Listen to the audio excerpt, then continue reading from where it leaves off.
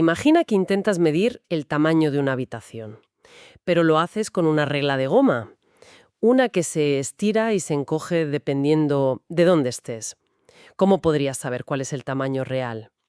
Pues bien, este es a grandes rasgos uno de los mayores rompecabezas de la física moderna, la gravedad cuántica. Bienvenidas y bienvenidos a este análisis en profundidad. Hoy nos sumergimos en un documento fascinante de Joshua H. Cooperman que aborda la renormalización en los modelos de gravedad cuántica. Lo que me parece brillante de este texto es cómo va directo al corazón del problema, al desafío conceptual más importante de esta teoría. Y es que todas las escalas de longitud, desde la más pequeña a la más grande, las determinan la propia dinámica del espacio-tiempo. No hay un escenario de fondo fijo, y eso, claro, lo cambia todo. De acuerdo, el documento se centra en una herramienta con un nombre que impone bastante: el grupo de renormalización. Suena increíblemente complejo. Para alguien que no es físico, ¿qué es en realidad? ¿Es una especie de superteoría? Es una gran pregunta, porque el nombre engaña un poco. No es una teoría en sí, para nada. Es más bien un mapa. Imagina que todas las teorías físicas que se te ocurran están en un paisaje enorme. El grupo de renormalización, o GR, es como el GPS que te permite navegar por ese paisaje. Te enseña cómo una teoría que describe el mundo a escala de, no sé, 1 metro, se transforma en la que lo describe a escala de 1 milímetro. O sea, es la herramienta que nos permite cambiar el zoom de nuestra cámara de la realidad. ¿Un mapa? Eso es. Y nos deja ver cómo las leyes de la física, cómo fluyen y cambian de una escala a otra. Un mapa del espacio de las teorías. Es una idea muy potente. Nos permite conectar la física de lo grande con la de lo pequeño. Precisamente. Y es una de las ideas más profundas del siglo XX. Pero, y aquí es donde el documento de Cooperman pone el dedo en la llaga, todo este sistema, todo este GPS tan elegante, se basa en una suposición que damos por sentada. ¿Y cuál es? Que sabemos lo que es 1 metro, o 1 milímetro. Se apoya en que tenemos una regla fija, una regla externa, para definir qué es grande y qué es pequeño. El problema central que aborda este documento es ¿qué pasa cuando la propia regla está hecha de esa goma que se estira? En gravedad, el espacio-tiempo es la regla, y es dinámico. Y ahí, claro, es donde el mapa se nos quema en las manos. Entiendo. Es la raíz de la paradoja. Para guiarnos a través de esta complejidad, el autor usa una estrategia que me parece genial. Nos presenta 4 escenarios. Empieza por lo más sencillo y va añadiendo capas de dificultad. Es una forma muy pedagógica de construir el argumento y llevarnos hasta el corazón del problema. Sí, es un buen enfoque. Muy didáctico. Nos lleva de la mano desde un terreno familiar, casi de libro de texto, hasta el borde del abismo. Empecemos por ese terreno seguro. Exacto. El escenario 1. Teoría cuántica de campos en un espacio-tiempo continuo y, esto es lo importante, no dinámico. El caso ideal. Partículas que se mueven en un escenario fijo. Como actores en un teatro. El escenario, el espacio-tiempo, no cambia, no reacciona a los actores. Aquí, nos dice el autor, el grupo de renormalización funciona a las 1000 maravillas. Funciona a la perfección. Porque ese escenario fijo nos da una referencia absoluta, la métrica del espacio-tiempo, la estructura que define las distancias. Es nuestra regla maestra, de platino, inmutable. Con ella podemos definir sin ninguna ambigüedad qué es pequeño y qué es grande. Podemos separar las fluctuaciones de alta frecuencia de las de baja. Es un universo de juguete. Un laboratorio perfecto donde nuestras herramientas conceptuales no fallan porque la regla está fuera del sistema. Es limpio, es elegante. Pero la naturaleza, por desgracia, no es tan ordenada. De acuerdo, es un universo idealizado. Pero claro, a menudo la física es demasiado complicada para resolverla solo con papel y lápiz. Los científicos necesitan usar ordenadores, y eso les obliga a hacer una especie de trampa o aproximación, ¿verdad? Así es. Y esa trampa necesaria nos lleva directos al segundo escenario. Para que un ordenador pueda manejar el infinito, el espacio-tiempo continuo, tienen que trocearlo. Lo convierten en una red de puntos, una especie de rejilla que llamamos latiz. La distancia mínima entre 2 puntos de esa red, el paso de red, nos da un corte por lo sano. Impide que la teoría explore distancias infinitamente pequeñas, que es donde suelen aparecer los infinitos que nos vuelven locos. Ah, es un regulador, una solución práctica. Exacto. Un regulador que llamamos ultravioleta. Pero claro, el universo real no es una rejilla. ¿Cómo se aseguran de que esta herramienta de cálculo no contamina el resultado? Quieren que la red desaparezca al final. Ah, esa es la pregunta del millón. El objetivo es tomar lo que se llama el límite continuo, hacer que los puntos de la red estén cada vez más juntos hasta que en la práctica desaparezca. Y el GR nos dice que esto solo funciona si sintonizas los parámetros de tu teoría. Como si buscaras una emisora de radio muy específica. Tienes que buscar un punto muy especial en ese mapa de teorías que llamamos punto fijo. Cerca de ese punto la física se vuelve universal. ¿Universal? ¿Cómo? Pues piensa en el agua hirviendo. Justo en el punto de ebullición, el agua y el vapor se comportan de una manera muy particular, sin importar los detalles de las moléculas. Los físicos buscan algo análogo, una transición de fase, porque es ahí donde los detalles artificiales de la red que han construido dejan de importar, y emerge la física real. O sea que es un proceso delicado, de sintonía fina para encontrar esos puntos mágicos donde la física se vuelve real. Extremadamente delicado. Y, aunque es un desafío técnico enorme, quiero subrayar que todavía estamos en terreno seguro. ¿Por qué? Porque esa red, esa rejilla, sigue siendo una estructura de fondo fija. Aunque el espacio sea discreto, su geometría no cambia. Nuestra regla, aunque ahora está pixelada, sigue sin estirarse ni encogerse. Aún tenemos una referencia.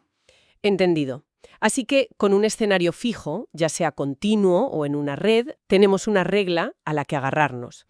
Pero el documento dice que todo esto y se viene abajo cuando llegamos al escenario 3, que es la gravedad cuántica de verdad, un espacio-tiempo continuo y dinámico.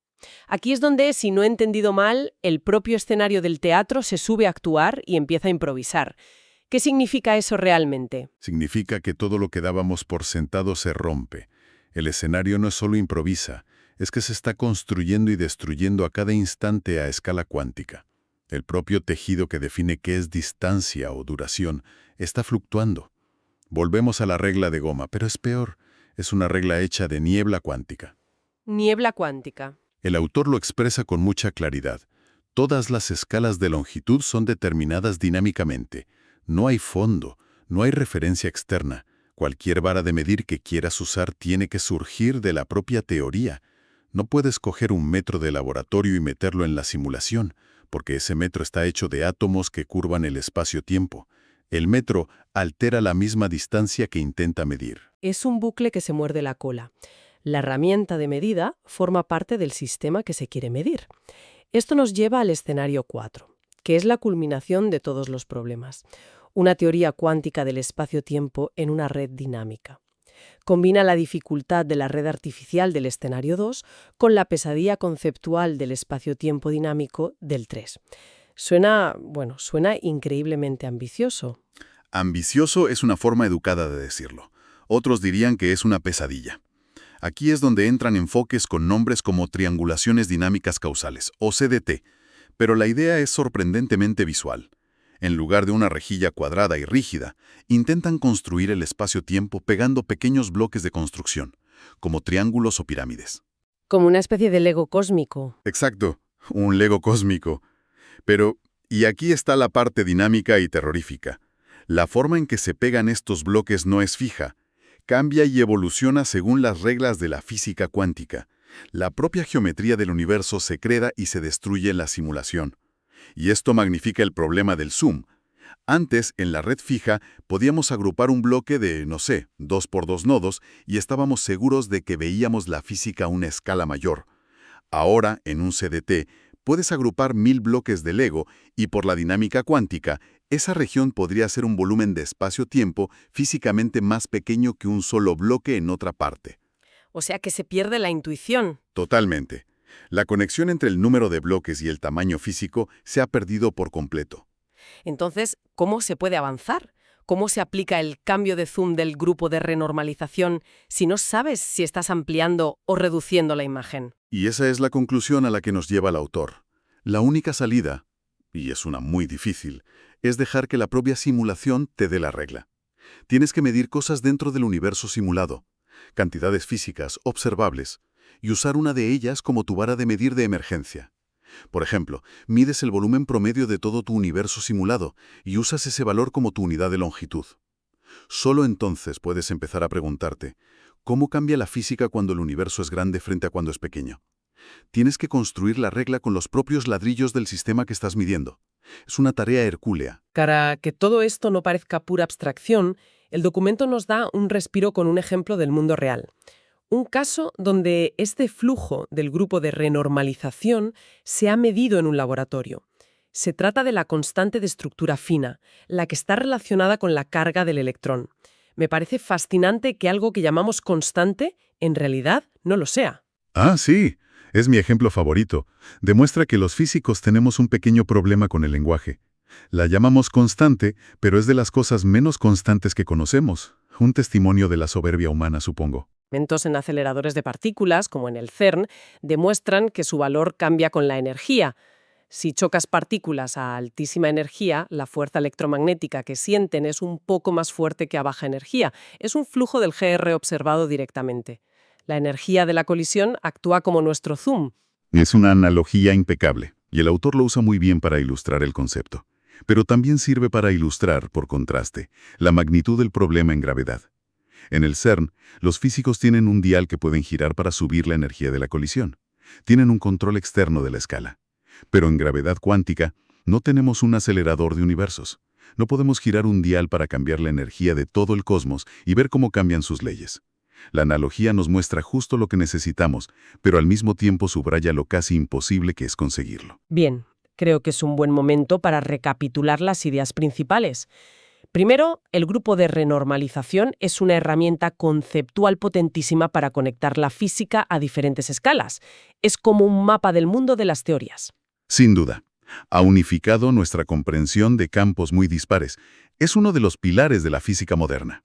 Segundo punto, y el central, su aplicación a la gravedad cuántica se topa con un muro.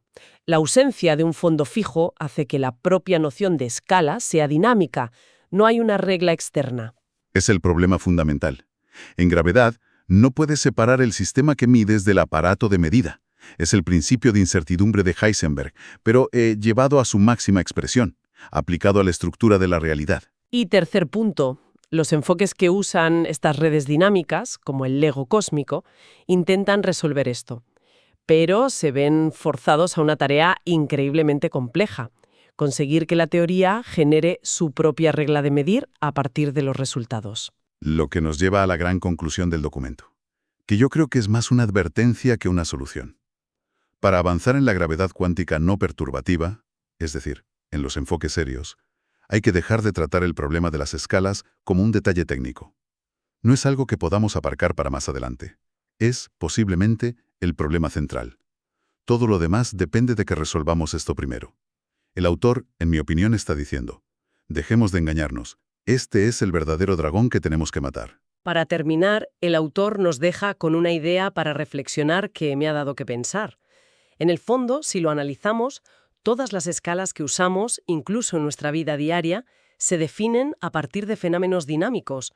Nuestro metro estándar ya no es una barra de platino en París. Se define a partir de la distancia que recorre la luz, una constante dinámica, en una fracción de segundo. Es un punto excelente. Y lo mismo pasa con el segundo. Se define a partir de miles de millones de oscilaciones de un átomo de cesio. Un proceso puramente cuántico y dinámico. En cierto modo, siempre hemos estado usando reglas de medir dinámicas, solo que no éramos conscientes. Exacto. Entonces, quizás la gravedad cuántica no es tan extraña. Quizás simplemente nos obliga a confrontar una verdad profunda sobre la física que en otros campos podíamos ignorar. Podíamos fingir que nuestros aparatos eran externos y fijos. La gravedad, al ser la teoría de la realidad misma, nos quita esa red de seguridad. Y esto me lleva a una última pregunta, casi filosófica. ¿Y si la noción de una escala fundamental no existiera? ¿Y si todo en el universo, desde las partículas hasta el cosmos, fuera puramente relacional, definido solo por las interacciones entre sus partes? Una pregunta que nos deja suspendidos en el aire, sí, contemplando la naturaleza misma de la realidad. Quizá no hay un fondo, y nunca lo hubo. Gracias por acompañarnos en este análisis.